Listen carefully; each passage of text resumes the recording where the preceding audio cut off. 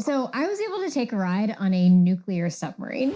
I have a ton of footage from my trip, but this video will give you a high-level overview of everything I saw and did and the basics of a nuclear attack submarine. I spent about 30 hours on the USS Oregon, traveling from Groton, Connecticut to New Jersey. And during that time, I got to climb to the top of the submarine. I got an overview of how they get their water and make their food and what they do with their waste. And I even climbed inside a torpedo tube, which is one of the most unsettling things I have ever done. I'm like shaking. We ate pizza and played cribbage and did something called Angles and Dangles, and I even slept in one of the bunks there. I want to dive into the details of all of this, so if you have any questions about anything that you see, ask them in the comments, and I'll go over it in a future video. So buckle up, my friends, and get ready to dive into this episode of my submarine adventure.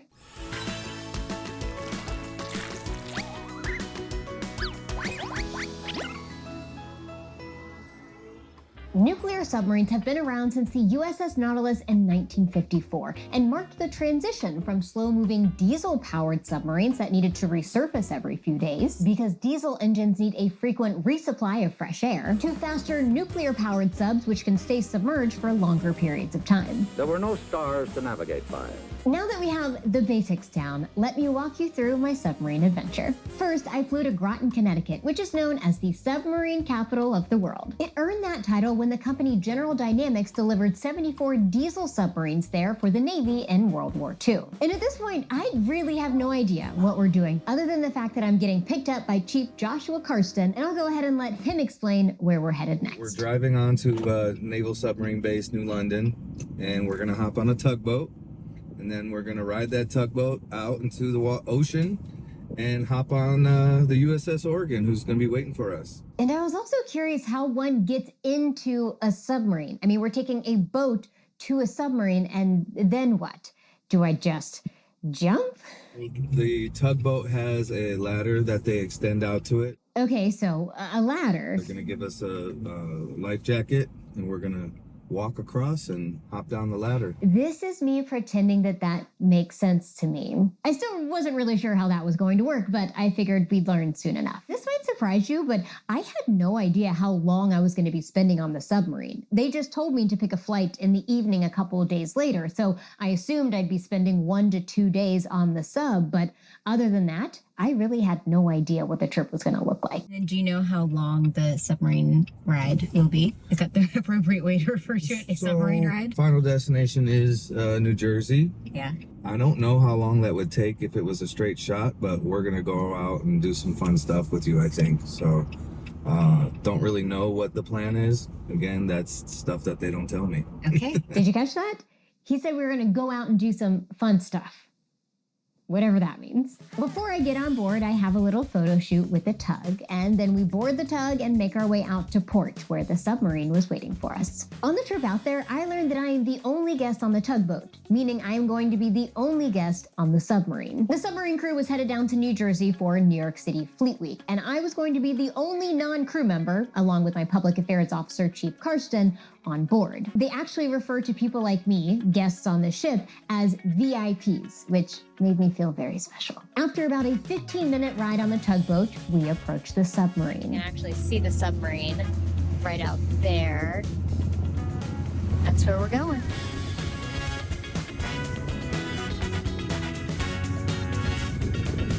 And I finally learned how one actually boards a submarine. It's less of a ladder and more of a plank or a ramp. I need to first put on my life jacket. It's one of those fancy life jackets where it automatically inflates if you touch the water. And then I carefully walk down the plank onto the submarine. Oh my gosh.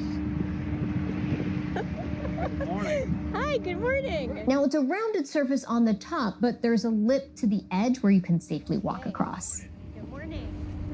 And as I'm saying hello to every member on board, I make my way to the hatch, which allows you to climb into the submarine.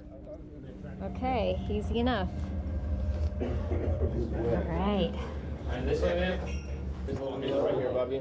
Nice to meet Emily, you. nice to meet you. I feel like we met because I power watched your Netflix. Oh, did you really? Couple days. The kids one? Binged it? Yeah. Hi, I'm Colin. Hi, I'm the Emily. XO. Nice to meet you. This is Lieutenant Commander Colin Hedges, the XO, or Executive Officer of the USS Oregon. He's second in command on the ship. Right now, we are just turning around, going back through what we call the race. It's a little strait between Race Rock and Valley Shoals, and then we'll be headed back into Long Island Sound and then eventually out into open ocean. So, Are we gonna submerge? yes, we are. The plan is that we should be on track to submerge. Show off a little bit. Little angles and dangles. Angles and dangles, and then I think we have about an hour, maybe 2 hours to submerge. I didn't know, so I was thinking Yeah. hopefully that we had enough time, you know. We've got a busy schedule for you. All right, I'm in. They give me a quick tour of the sub, or at least the parts of the sub that I'm allowed to see. It's a maze of ladders and industrial hallways, tight spaces, and small rooms. It actually reminds me of what the International Space Station looks like on the inside, where space is hard to come by. Every inch of space is being utilized by something, it seems. And you see this video right here? That's showing us what the periscope sees. So right now we're still cruising on the surface. We'll submerge down underwater a little bit later, and that's when things really get interesting. Prepare to dive. But first, I want us to get to know some of the incredible submariners I was spending time with. So I asked everybody I could what their favorite submarine movie was and what was the one thing they have to bring with them on long submarine missions. What is your favorite submarine movie?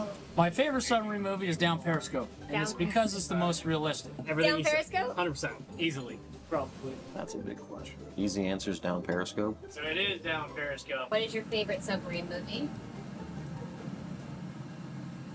I've never really watched one. I'm not a big movie person. Like they're all about equates around the same. So Down Periscope. Down Periscope? Down Periscope. Down Absolutely. Periscope. Yep. Down Periscope. No love for Crimson Tide or... We never said it was a bad Anybody say movie. Hunt for Red October yet? Oh yeah, Hunt for Red October? That's where you got it there. That's yours? Although Hunt for Red October is pretty good too. Absolutely. Tom Why? Clancy fan. Why? Oh. A huge Tom Clancy fan. That's what got me into the submarine force was Hunt for October. It's like the first movie I remember watching. I like Run Silent, Run Deep. Okay. For flavor's sake. I just started watching The Wolf's Call, which is a new Netflix movie on French submarine. So it's a little different. So So when you're going on a long trip like that, what's something that you bring with you? Kindle, a lot of movies. Just my Switch, or I have a bunch of movies downloaded onto my phone. Laptop. Some people bring snacks. I'm not really a snack person. gummy bears. So really? that's like my snack. So I snack on. Yes. Yeah. Oh, I always bring gummy bears every underway. Brand gummy. Hasbro. Yeah. So yeah. I brought books. My girlfriend's perfume. See, this is the real stuff. This is the real stuff. So cute. case of the penguin from the Octonauts that I would bring around and, take pictures of randomly places and send them to her. I like to have my kids just draw stuff and like little notes, envelopes, and I try to just open it like once a week or like space it out by the weeks. Something. I love that. That's great. Now that we've met some of the crew, let's climb to the top of the bridge. This was essentially the first thing that I did on board the submarine and was one of the two most terrifying things I did during my trip. We'll get to the other one in a second. I honestly didn't have a good sense of how high the bridge was. I saw it while boarding the submarine and I didn't think it looked that tall, but I was wrong. We're gonna go climb this ladder all the way up here. All right. From where we were standing, it towered 3 to 4 stories above us. They got me hooked up with a harness, which I thought I would use to connect to the 3 to 4 story ladder I was about to climb. Because climbing a 3 to 4 story ladder is actually quite terrifying. Like, what if I fell? But no, it wasn't for that. It was actually only going to be hooked up once I got to the top of the bridge, which was even scarier, as I would soon find out. But first, I had to get there. This is one of those moments where fear grips your body and you have to have a chat with your brain about what you're doing. Like, okay, brain, don't think about falling. Don't look down. Don't look down. Just put one hand right here, 1 foot right there. Don't look down. Don't think about how high you are. Just put one hand in front of the other. Grip it tight. Don't fall off. You're not going to fall. You're definitely not going to fall. Don't look down. And now the foot. Put the foot there and the hand here. Foot here, hand here. Remember ladders? Ladders are not hard to climb. You can do ladders. You've done ladders before. Not a 3 to 4 story ladder probably, but this is going to be fine too. Don't look down. One hand, 1 foot in front of the other. Oh God, we're gonna have to go back down this eventually, aren't we? Don't think about that right now. Just focus on getting up. 1 hand, 1 foot in front of the other. Don't look down. Oh boy. Eventually, I got to the top and they connected my harness to the railing. And let me tell you, it was a pretty surreal view. At this point, there is no land, no boats, no nothing in sight. Just us speeding through the ocean on a nuclear attack submarine. How are you guys? Welcome aboard. Welcome aboard. That was a trip. I tried to get my phone out to film, but it was actually terribly cold and my fingers were frozen and I was so scared that I was going to drop my phone. But I did get to ask them a few questions while I was up there. Now, have you ever seen any wildlife out here? You do get dolphins sometimes. They do like to ride in the bow wave. Allegedly, people have seen sharks, but I've never seen a shark. But you might ask, why is anyone up there? And also, by the way, why is it not submerged? Why is it on top of the water? And for the most part, they said it's just safer this way. If they don't have a mission that requires them to be submerged, they would actually prefer to be on the surface of the water. Human eyes are just much better at spotting things in the water than trying to see them through the periscope. They're mostly just looking for friendly ships so that they don't run into anybody in the ocean. Like that little fishing boat over there. In fact, the vast majority of my submarine trip was spent on the surface, just like this. One of my favorite parts about being a submarine is being a surface marine sometimes. I learned that in rough waters, waves can crash so hard onto the submarine that it drenches the crew on lookout. And they're generally okay with that. It's only once significant water starts pouring into the hatch that they bring in the crew for safety reasons. Afterwards, I climb back down the same way I came up. The next item on the list, the other most terrifying thing I did on board the submarine. Okay. So what we're looking at right now are the primary weapon system of Virginia-class submarines. So we have 4 torpedo tubes. They can launch these guys. So these are 21 feet. These are called ad caps.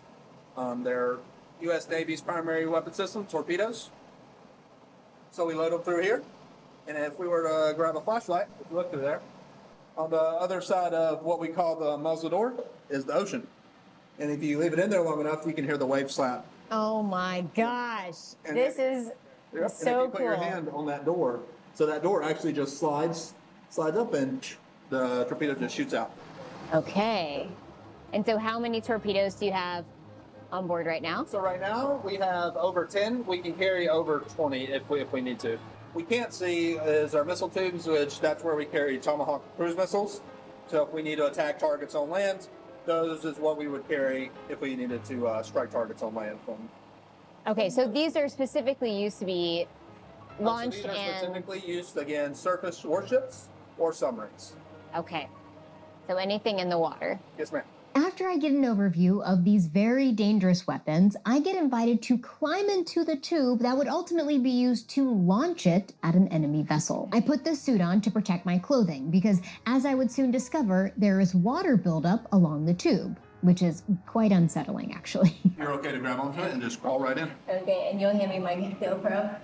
Oh my gosh, what? This feels unnaturally stupid to be doing. Oh, my pants just got wet. It's a perfect fit for... The torpedo. Okay, but not necessarily a human. It should be better. They hand me a pen that will allow me to sign the very back door of the tube. What? And like I said, if you put your hand on it, you'll hear the waves slap the side of the ship.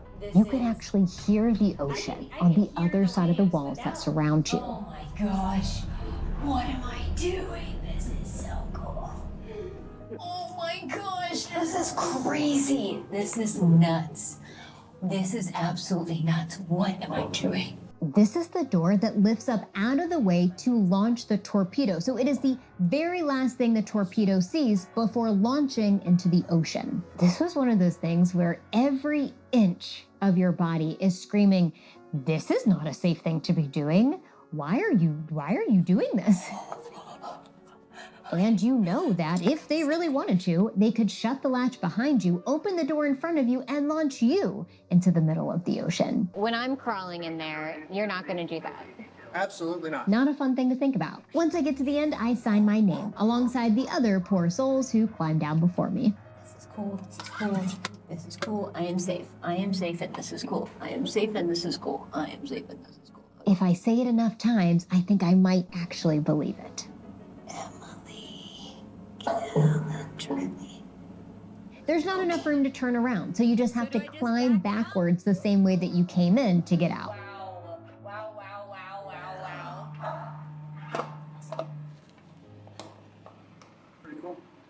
I'm like shaking. So the better picture is if you go in feet first, and you can go all the way back down the tube, and then we can get a shot from this angle. You're telling me you want me to go back? Well, I You actually want the wasn't shot. recording, so we gotta do it again anyway. No. Slide at the part, and then you're gonna shimmy all the way down. You can turn around. Oh yeah. Like how do bodies work? Okay. Oh. This is what it looks like inside of a torpedo tube, inside a nuclear attack submarine. What?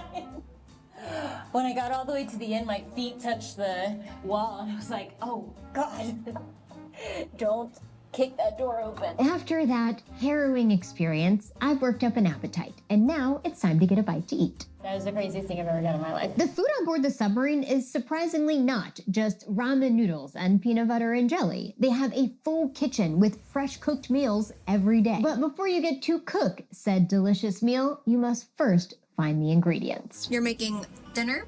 Lunch? This is for dessert for tomorrow. We're making Graham Central Station, which takes vanilla pudding, chocolate pudding, and graham cracker crumbs. And you said you were looking for what just now?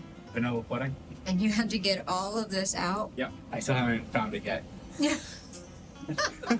But you're sure that it's there? Yes. How are you sure? I know that we received 6 before leaving yesterday, and we've only put out 1 so far. So I know Okay. that there's at least 5 more. All right. Good luck. Thank you. I had breakfast, lunch, and dinner on board a nuclear attack submarine, which I personally found very exciting. Video of me eating breakfast on a submarine. I don't know if this is like just old hats you guys know. Spent a little over 2,000 days underway on a submarine, Yeah. so So you're it's fairly routine. at this point. you know what you're doing. You're not videoing yourself eating eggs at this point. Not normally. Food in here. Everything? Yep. Right. Have a good one. Thanks so much. The one thing the crew is particularly proud of is their bread. The bread here is really good. Like, they do a great job. And I'm assuming bread from scratch. Yeah.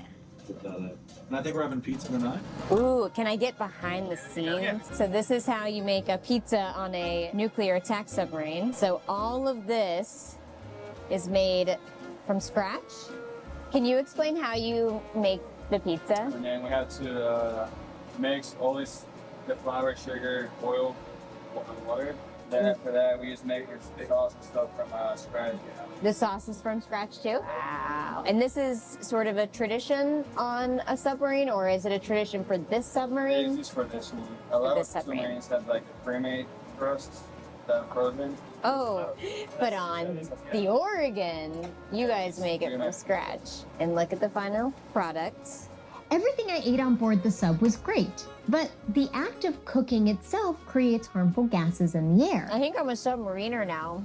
Is that how that works? Pretty much. And that's not the only thing. The diesel engine creates fumes too. And humans, we are notorious creators of carbon dioxide every time we breathe. So you might be thinking, in an airtight container under the sea, how do they clean the air? To answer that question, we headed over to the machine room.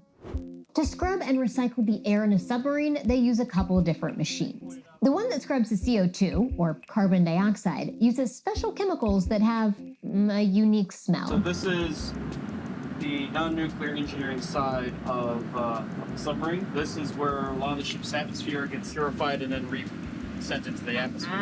Carbon dioxide gets taken care of by these guys. 2 CO2 scrubbers. And what they do is remove carbon dioxide from the air. So it uses a chemical called MEA, or monolethyl amine. It's kind of a mouthful.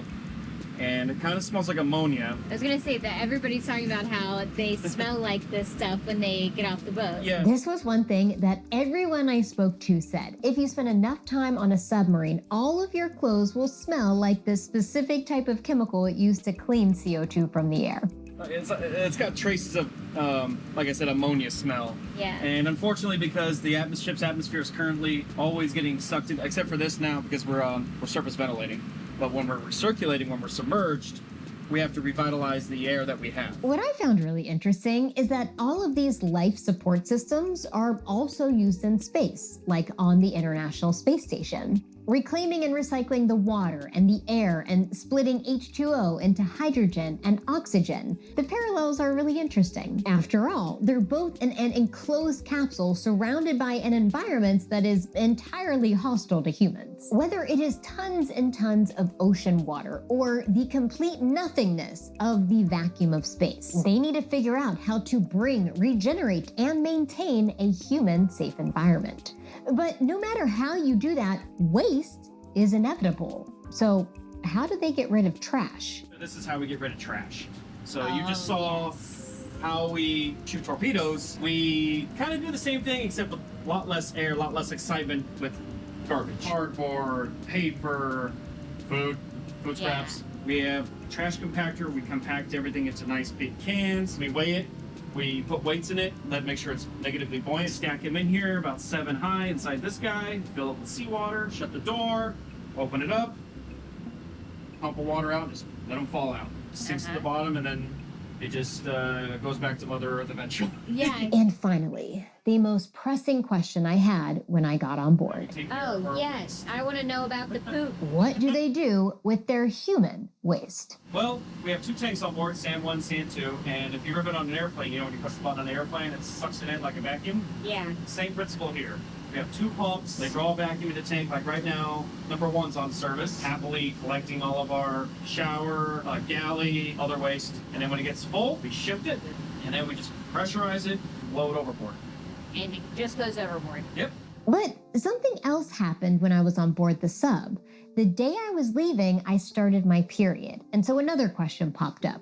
What do they do when someone menstruates? I was the only woman on board the sub, and so I suspect it wasn't an issue they dealt with often. And so afterwards, I messaged Alexis Travis, the Navy officer who invited me on the sub in the first place. She said that many women will bring menstrual cups, easy to clean, and they don't need to be disposed of. Others will cycle their birth control in a way that allows them to skip their period. But if you use tampons or pads, you just put them in biohazard bags, which they keep on board the sub until they surface and can put them in the appropriate dumpster. Regardless of what you choose to do, the impact of menstruation on a mission is minimal, especially since crews will typically only submerge for a couple of months at a time. With a nuclear reactor providing more than enough power to run the sub for over a year if need be, how long crews submerge are typically only limited by the amount of food they have on board. Speaking of the nuclear reactor, there was really only one part of the sub that I was just not allowed to go anywhere near, and that was the room that housed the nuclear reactor. Not because of radiation or anything like that, but because that technology is the most proprietary on the ship. But I was able to see the other side of the ship that housed the backup engine, which was a V12 diesel-powered engine. This is what saves us when nuclear power fails. Great. Why would a nuclear-powered sub also have a diesel engine on board? Mostly in case the nuclear reactor isn't working properly or shuts down. So she's all reliable. Diesel's been around since World War II, and therefore that's why they keep bringing them on submarines. So why not only use a diesel engine? Well, remember, the primary goal of a submarine is to be invisible, to be able to move through the ocean undetected. Diesel-powered submarines are smaller and cheaper to build than nuclear-powered subs, but their main downside? A diesel-powered sub needs to resurface and give away its position every week or so to get a fresh supply of air. It's also a bit slower, but with a nuclear-powered sub, you can move at faster speeds and stay submerged for a year or 2 if need be, as long as you had enough food for the crew. Now that we've learned about the torpedoes, the life support systems, and the engine, it was time to have a little fun. As I was talking to the flight doc about how medical emergencies are dealt with on a submarine, we hear something over the speaker system. Prepare to dive. Wait. So they're about to dive the ship, so I'm not sure if you want to go to control we and gotta go. do something, right? We gotta go somewhere. This was the part I was most excited about, because when the ship dives, it doesn't simply sink down, it dives down at an angle. We did a series of 15, 20, and 25-degree dives. We would dive down and then come back up, dive down and then come back up. And when this happens, everybody on board gets to do something called angles and dangles. Angles because you're tilted at an angle, and dangles because you can dangle from things, and it looks funny. This is because gravity is still pulling you directly downwards towards the center of the Earth. You're still upright. The boat is just tilting around you. To give you a sense of what the submarine would look like if you were outside the submarine watching it dive, we can tilt the video to align with the direction of gravity.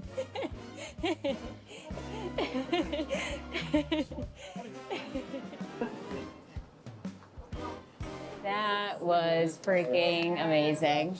After having a bit of fun, it was time to get serious again and learn about one of the biggest threats that submariners face. What's that?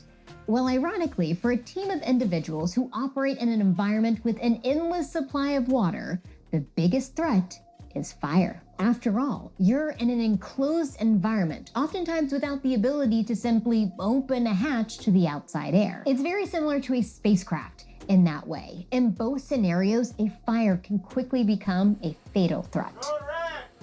That's because when you're in an oxygen-rich, enclosed environment like a spacecraft or a submarine, there's nowhere for that heat and smoke to escape. So it's important to act quickly. Fighting a fire in a submarine is fascinating, and I can go over that in a future video.